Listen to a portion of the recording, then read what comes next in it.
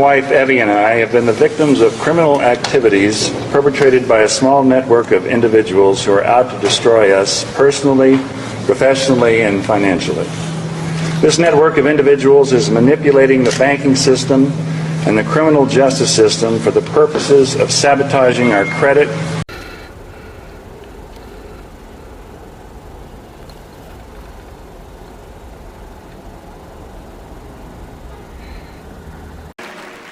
Well, this week, our community lost a giant, and I lost a dear friend.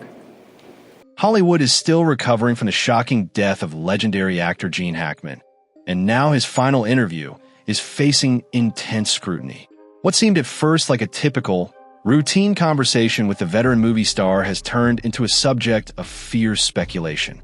As people and commentators replay the tape, the questions are asked. Was Hackman trying to send a message? His shifting attitude, the hesitation in his voice, and the subtle unease in his face have triggered a wave of speculation. Some believe it was just an old actor reflecting on his body of work. Others say there were secret warnings, cries for help hidden in his measured tone. For over half a century, Hackman was a presence on the large screen. Yet in his later years, he was notoriously reclusive. Now, following his sudden and untimely passing, every moment of that last interview is being analyzed. Paranoia? Coincidence? Or was he indeed trying to warn the world before it was too late? Since investigations continue, one thing is certain. The mystery of Gene Hackman's final minutes is far from being unraveled. All right, so let's talk Gene Hackman, the man, the legend, the Hollywood giant. If you ever saw The French Connection, you know why this guy was a star. But Hackman was more than some actor who merged with the set. No chance? No, sir. He was the kind of fellow who wandered onto a stage and commandeered the show. And you're still a man of 40 or... 40 is right. Yes, 40, yeah. I've done 50 films in 10 years. It's amazing. Hasn't been easy for you. No, but I mean, what did you do in those 15, maybe more years when you gave up school and you decided... Did you always want to be an actor? Well, I did secretly. I didn't want to tell anybody because I was ashamed. I thought maybe that was something that lightweights did. And actually, I got into the business. Born 1930, Hackman wasn't necessarily destined for stardom. He served in the Marine Corps, worked in a series of miscellaneous jobs, and didn't even receive his big break until he was well into his 30s. But when he did, oh boy, Hollywood never knew it had it coming. He first made a splash in Bonnie and Clyde, 1967, as Buck Barrow, and all of a sudden everybody wanted a piece of him. Then The French Connection, 1971. If you're not familiar with Popeye Doyle, do yourself a favor and watch it. Hackman's gruff, no-nonsense detective earned him his first Academy Award for Best Actor. And once he had that Oscar, there was no turning back. He went on to give knockout performances in The Poseidon Adventure, The Conversation, and Superman. Yes, that's Superman, where he played the iconic villain Lex Luthor. And just when you thought he could not top himself, boom, Unforgiven 1992 happened. That movie was not just a Western. It was one of the best films ever made, and Hackman's spine-chilling performance as the ruthless sheriff earned him his second Oscar. His Hollywood status was then secured. But here's why Gene Hackman was different.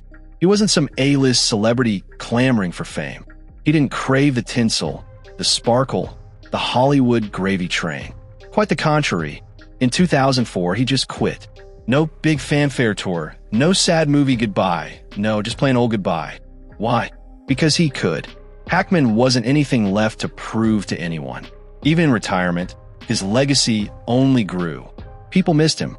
His performances were so iconic that even years later, fans still talk about him as one of the greatest actors of all time. So when the news of his passing came, it was a shock. Because Gene Hackman wasn't merely a Hollywood legend. He was a presence. And now, in retrospect, looking at his last moments, people can't help but ask themselves, did he attempt to say something to us before he departed for good? But he was out of the spotlight for decades. He retired from acting in 2004, stayed withdrawn, and came out only for a few public appearances. So when he finally gave his last interview, people did listen. Now, let's be real. This wasn't some red carpet, tell-all, flashbulb spectacle. No Oprah sit-down, no late-night television show. Nope. Hackman being Hackman, it was held close. The interview happened sometime in the early 2020s, and it was casual. Just him, a reporter, and a camera. It wasn't even supposed to be anything to make a big fuss over. Just a glimpse into the existence of a man who used to run Hollywood, but had long since slipped into retirement. At first sight, he was normal. He was 90-something years old, a little frail but still tarred. His voice was milder, but his words? Still peppered with that tell-it-like-is, no-nonsense thing. He talked about his career, about leaving acting to retire, and never once looking back. But then, this is where it gets weird. There are these bits. The pauses. The hesitations. This awkward tension in his eyes, as if he'd wanted to say something more, but couldn't. Other fans are convinced he was giving clues, attempting to send some sort of message. Was he frightened? Was he afraid of something? Or was it merely the burden of age bearing down upon a man who had lived long enough? Either way, that final interview is now being dismantled by conspiracy theorists and fans in equal measure. Because in retrospect, people can't help but question, was Gene Hackman dropping some kind of cryptic clue before he left this life behind for good? Getting to the eerie bit, Gene Hackman's alleged hints. Because, let's be honest, if you listen to that final interview, something just don't quite add up. It wasn't some old guy reminiscing about the good old days. There was these pauses, these little silences, as if he was trying to convey something without saying it. Let's talk about body language first. Hackman was generally a confident dude. He played tough, no BS parts his whole career.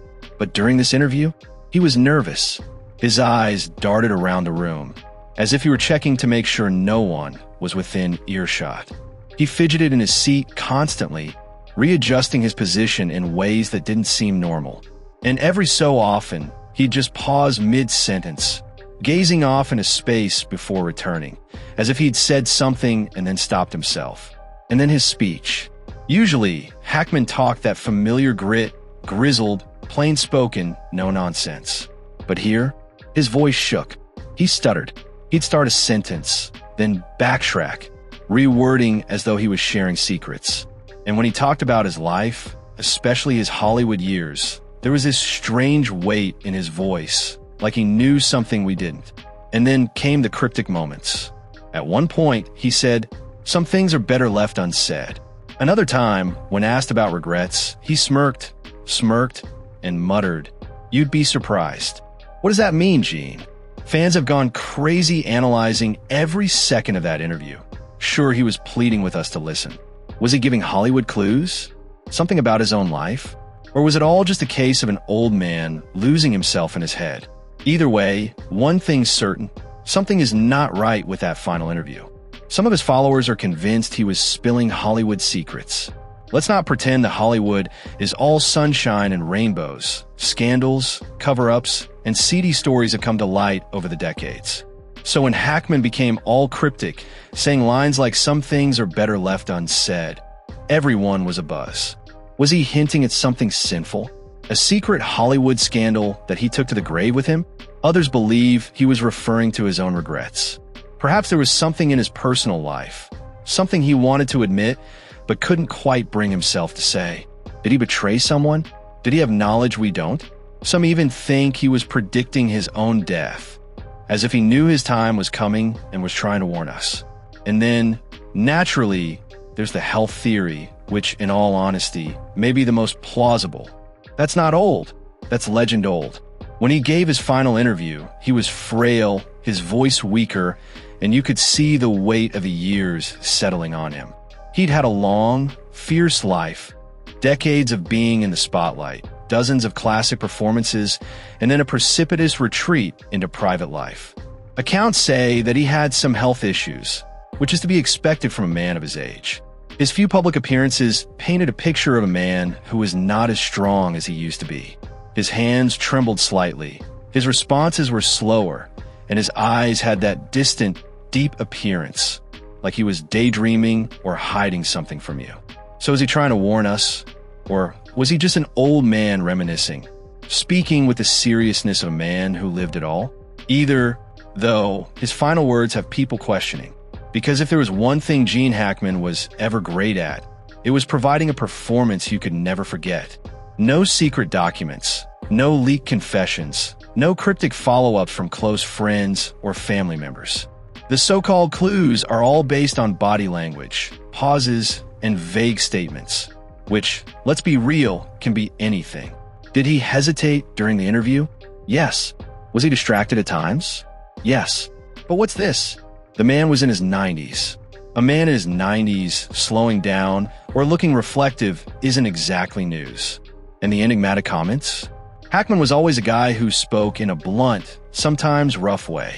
Maybe he was just being himself. Now, does this make the theories completely crazy? Not always. Hollywood is full of dark secrets, and many actors have hinted at things that they couldn't quite talk about. But if Hackman really did have something to say, wouldn't he have done it in a less subtle way? Wouldn't he have said something instead of vaguely insinuating?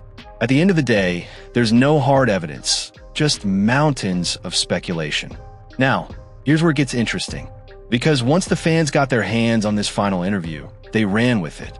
Social media blew up with breakdowns, conspiracy theories, and hidden meaning analyses.